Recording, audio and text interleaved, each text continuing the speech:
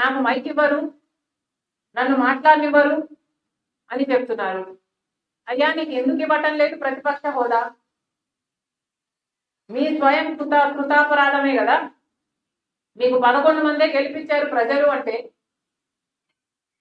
ఒకప్పుడు 151 మందిని గెలిపించిన ప్రజలు మిమ్మల్ని 11 మందినే గెలిపించారు అంటే మీ స్వయం కృతాపరాధం కాదా? ఎన్ని మాటలు చెప్పారు మీరు ప్రజలకు? అక్కడికి రాజశేఖర రెడ్డి గారి జలయజ్ఞం ప్రాజెక్టు నవరత్నాలలో అదొక రత్నం. 6 నెలల్లో రాజశేఖర రెడ్డి గారు వదిలి వెళ్ళిపోయిన ప్రాజెక్టులు అన్ని పూర్తి చేస్తామని చెప్పి కూడా మీరు పూర్తి చేయలేదు. ఇలా 1 కాదు 2 కాదు, పూర్తి మద్యపాన నిషేధం అని మోసం చేశారు.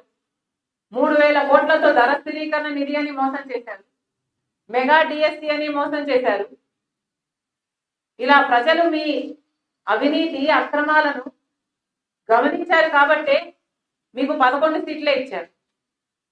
పోనీ అవైనా ఇచ్చారు కదా, ఇచ్చారు అన్న కృతజ్ఞత అయినా ఉండాలి కదా.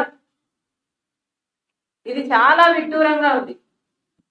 మళ్ళీ చెప్తున్నాం, this is not right. Jaganmohan Reddy గారి అహంకారం, అజ్ఞానమే బయటపడుతుంది. ఒకవేళ జగన్మోహన్ రెడ్డి గారికి ఏమైనా అసెంబ్లీకి పోయే ధైర్యం లేదా, లేక ఆ సామర్థ్యం లేదా, జగన్మోహన్ రెడ్డి గారు సమాధానం చెప్పాల్సిన అవసరం ఉంది. ఈరోజు జగన్మోహన్ రెడ్డి గారి వైసీపీ ఎమ్మెల్యేలకు కూడా ఈ ప్రశ్న అడుగుతున్నాం. మిమ్మల్ని ప్రజలు గెలిపించారు. ఎందుకు గెలిపించారు? మీరు వాళ్ళ రిప్రజెంటేటివ్స్ గా ఉంటారు అని గెలిపించారు. మీరు ఎమ్మెల్యేలు అయ్యారు. ఎమ్మెల్యే అంటే అర్థం ఏమిటి? Member of legislative assembly. మీరు ఏమిటండి మెంబర్ ఆఫ్ లెజిస్లేటివ్ అసెంబ్లీ? మీరు అసెంబ్లీకి వెళ్ళకపోతే వాట్ ఆర్ యూ? ఆలోచన ఉండనవసరం లేదా?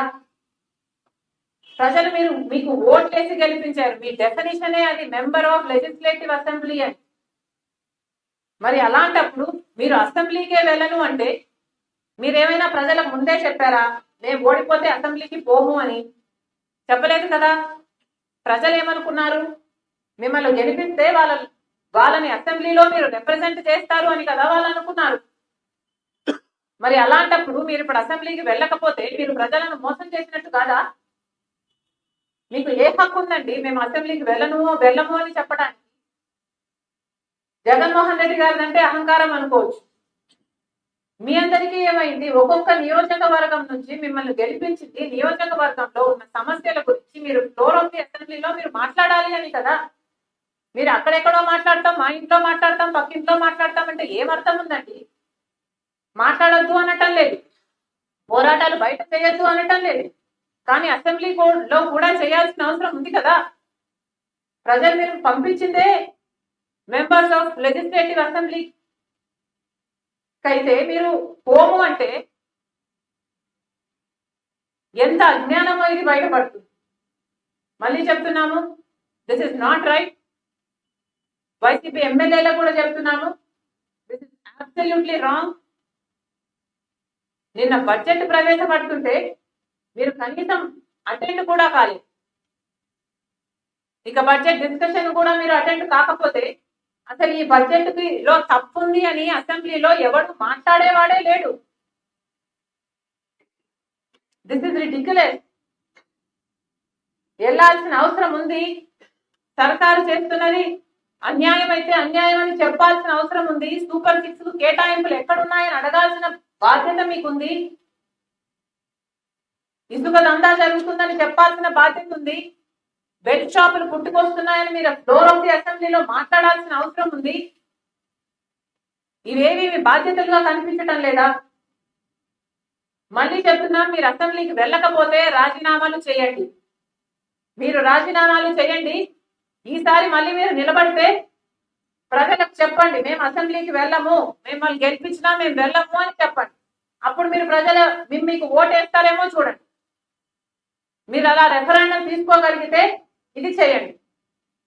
కాబట్టి కాంగ్రెస్ పార్టీ డిమాండ్ చేస్తుంది, మీకు ధైర్యం లేకపోతే, మీకు ఆ సామర్థ్యం లేకపోతే వైసీపీ ఎమ్మెల్యేలు అందరూ రాజీనామాలు చేయండి.